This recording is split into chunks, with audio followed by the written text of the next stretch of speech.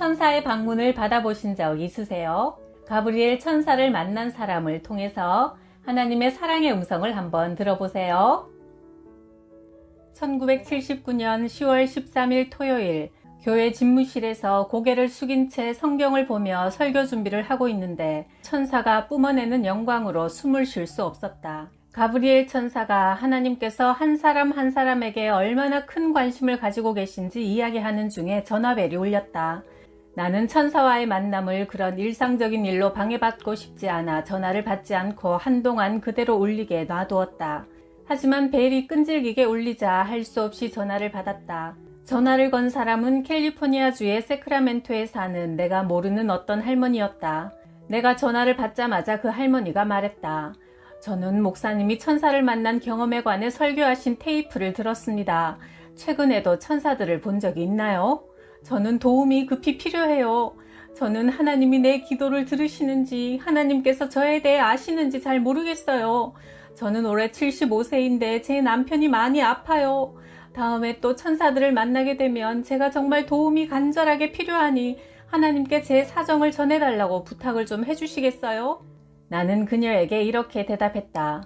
가브리엘 천사가 지금 제 옆에 와 있어요. 하지만 할머니가 부탁하신 그런 일은 천사가 하는 일이 아니에요. 왜냐하면 할머니는 예수님의 이름으로 하나님과 직접 기도로 소통하실 수 있기 때문이죠. 할머니의 목소리가 소화기 밖으로 들리지 않았음에도 가브리엘 천사는 내게 이렇게 말했다. 보은이 탐슨 씨께 하나님께서 이미 그녀에게 무엇이 필요한지 잘 알고 계시고 그녀에게 관심을 갖고 계시며 사랑하신다고 전해주세요. 내가 천사의 말을 그녀에게 전하자 그녀는 비명을 질렀다. 와, 하나님이 제 이름을 아시네요. 그 할머니는 자기 이름이 보니 탐슨인 것을 내게 말하지 않았기 때문에 나도 그녀의 이름을 몰랐다. 할머니는 울먹이며 말했다. 하나님이 제 이름을 알고 계신다면 다른 문제는 이제 상관없어요. 이미 응답을 받은 거나 마찬가지니까요. 내가 알래스카 캐치칸 지역에 머물며 사역할 때 어느 날 새벽 익숙한 목소리를 또 들었다. 가브리엘 천사였다. 그날 나는 비행기를 타야 했는데 가브리엘은 이런 말을 했다.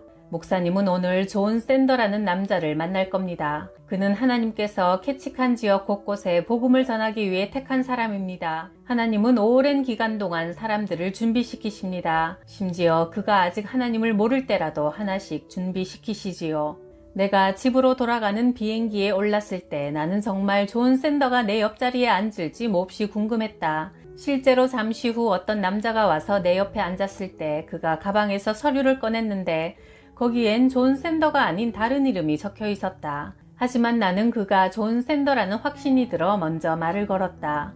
존 샌더 씨, 오늘 아침 제가 천사를 만났는데 천사가 당신 이름을 내게 알려주었고 당신이 앞으로 알래스카 곳곳에 복음을 전하게 될 거라고 말했답니다. 그는 보고 있던 서류를 내려놓더니 아주 진지하게 내 이야기를 듣고는 감격에 겨워 말했다. 저는 알래스카 주노에 있는 산림청에서 일하고 있고 알래스카주의 구석구석을 잘 알고 있지요. 저 같은 사람에게 하나님께서 관심을 갖고 계신다는 사실은 꿈에도 생각해보지 않았습니다. 하나님이 제 이름을 알고 계시고 저를 쓰시기로 계획하셨다니 저는 더 이상 바랄 게 없습니다.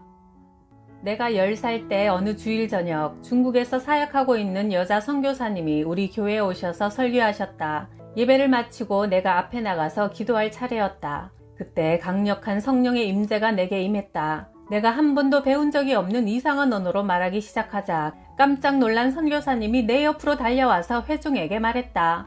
이 아이가 지금 중국어로 말하고 있어요. 그것도 아주 완벽하게요. 하나님이 어떤 분인지, 천국은 어떤 곳인지, 하나님께서 그의 자녀들을 위해 예비해 두신 것이 무엇인지에 대해 나는 중국어로 이야기했고 선교사님이 성도들을 위해 통역해 주셨다.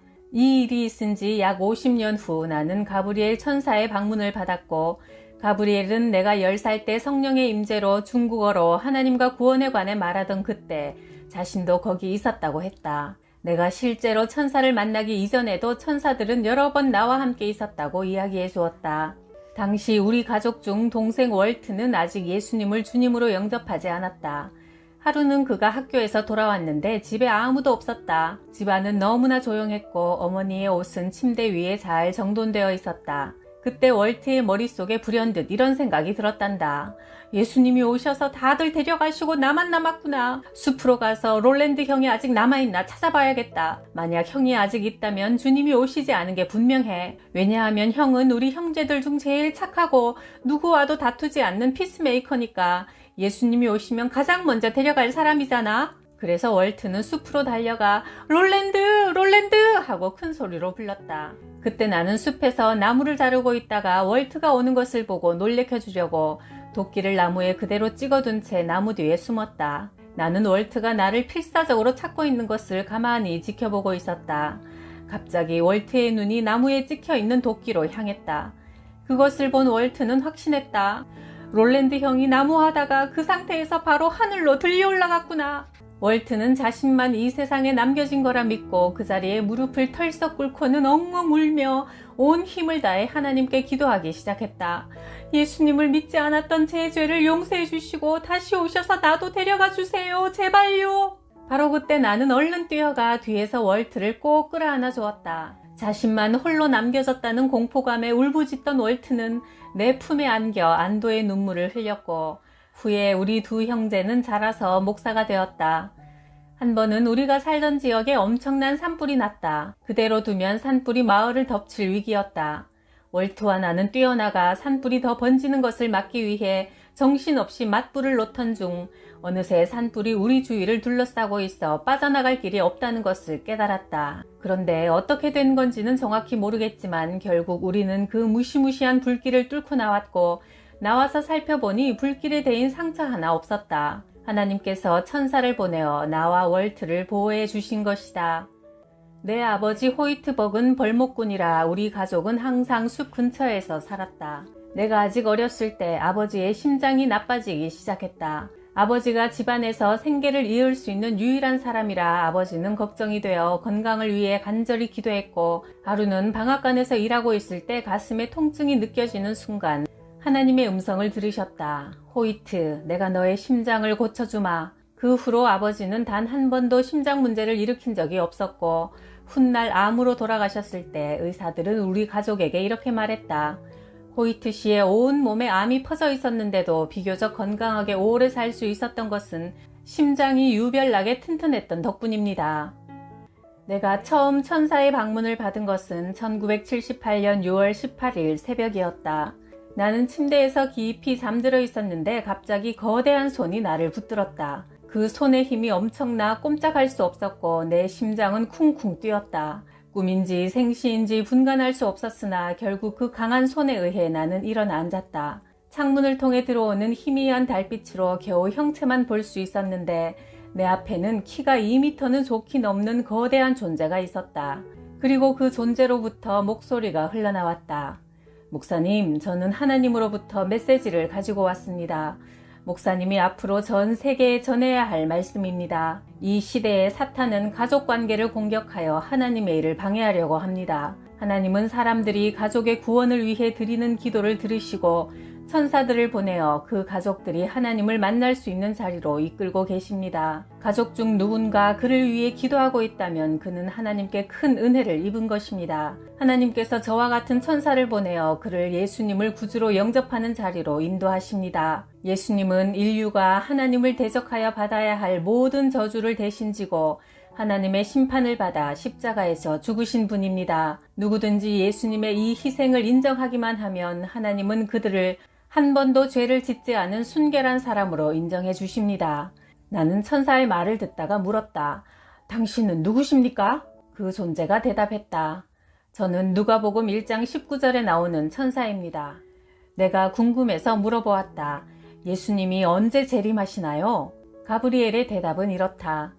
하나님께서는 내게 하나님의 계획과 관련된 모든 비밀을 알 수 있도록 허락하셨지만 오직 한 가지 예수님의 재림에 대해서는 알려주지 않으셨습니다. 예수님의 재림 전에 사람들이 대환란을 통과할 것인지 아니면 환란 중간에 휴거될 것인지 또는 환란 전에 휴거될 것인지 사람들은 절대 알 수 없습니다. 하나님은 당신이 이 문제에 대해 어떤 신학적 입장을 취하는가를 보시는 것이 아니라 당신 속에 정말 예수님이 주인으로 계시는가 아닌가만을 보십니다. 그리고 사람은 절대로 하나님의 사랑을 완전히 이해할 수 없습니다.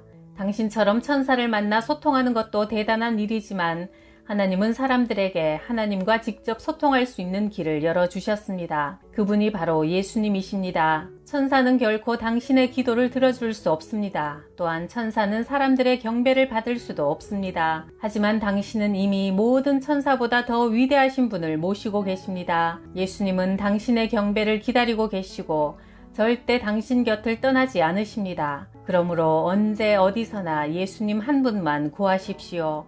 천사가 떠나고 다음날 아침 나는 아내와 함께 누가복음 1장 19절 말씀을 찾아보았다. 천사가 대답하되 나는 하나님 앞에 서 있는 가브리엘이라. 이 좋은 소식을 너에게 전하라고 보내심을 받았노라.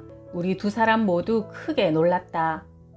가브리엘 천사는 내게 4종류의 천사들이 있다고 알려주었다. 첫째, 사람들과 함께 살면서 사람을 섬기는 천사가 있다. 이들은 우리 집에 함께 머물며 우리와 같이 차에 타고 언제나 우리 곁에 있으면서 우리를 지키는 천사다. 구원받은 사람들을 보호하는 것이 이들의 임무다. 그들은 사람들과 거의 비슷하게 생겼다. 사람을 섬기는 이 천사들의 숫자는 이 땅에 존재하는 모든 사람들의 수보다 더 많다. 두 번째 부류는 예수님을 경배하고 찬양하는 천사들이다. 이사야 6장에 묘사되어 있듯 이들은 6날개를 지니고 있는데 엎드려서 주님을 경배할 때 2날개로 자신들의 얼굴을 가리고 또 다른 2날개로는 자신의 발 주위를 곱게 덮고 있으며 나머지 2날개는 등 쪽에 달려있다. 사탄으로 타락하기 이전에 루시퍼는 이와 같이 경배하는 천사들의 우두머리였다. 세 번째는 영적 전쟁을 수행하는 천사들로 미가엘이 대장이다. 마지막 4번째는 이 세상에 하나님의 메시지를 전달하는 메신저 천사들로 가브리엘이 우두머리다. 이 땅 위에 한 시대가 끝나고 새로운 시대가 올 때 사람들에게 그것을 알리는 역할을 감당한다. 가브리엘 천사는 2m 정도의 키에 25세 정도로 보이는 잘생긴 남자 형상이었고 머리카락은 곱슬거리는 금발로 귀를 반쯤 덮은 길이었다. 목소리는 풍성한 테너같이 깊고 우렁찼다. 가브리엘 천사가 입은 옷은 금을 얇게 펴서 만든 것처럼 눈부시게 빛나는 긴 가운 혹은 헐렁한 통옷인 튜닉 모양이었고 허리에는 넓은 금벨트를 차고 있었다. 그의 손과 팔은 마치 선텐을 한 것처럼 광택이 나는 노쇠 같았다. 눈은 모든 것을 꿰뚫어 보는 듯 활활 타오르는 불 같았다. 한마디로 숨이 멎을 정도로 아름다웠다. 나는 천사에게서 뿜어져 나오는 하나님의 임재에 완전히 압도되어 더 이상 아무 말도 할 수 없었다. 나는 신비한 체험을 좋아하는 사람도 아니고 초자연적인 사람도 아니다. 그저 하나님의 말씀에 순종하고자 애쓰는 평범한 목사일 뿐이다. 그런데 왜 하나님께서 나 같은 사람을 택하여 27번이나 천사의 방문을 받고 이 세상에 전해야 할 하나님의 메시지를 듣게 하셨을까 생각하다 보니 어린 시절의 일이 떠올랐다. 나는 1918년 워싱턴주에서 태어났는데 미국 대공황이 막 시작될 무렵이라 매우 어려운 시기였다. 7남매 중 5번째였는데 누가 무슨 이야기를 해도 고지고대로 잘 믿는 아이라 너무 순진해서 세상을 잘 살지 못할 것 같다는 뜻에서 형제 자매들은 모두 나를 천사라고 불렀다. 아이들은 나를 놀려먹는 것이 너무나 쉬운 일이었고 나 역시 내가 남의 말을 잘 믿기 때문에 놀림받는 것을 깨닫고는 누군가 내게 무슨 이야기를 하려고 하면 나는 그에게 이렇게 말하곤 했다. 정직하게 말하는 겁니다 라고 먼저 말하세요. 그러다 보니 어렸을 때 내 별명은 정직하게 말하는 소년 리틀 세이 어니스트였다.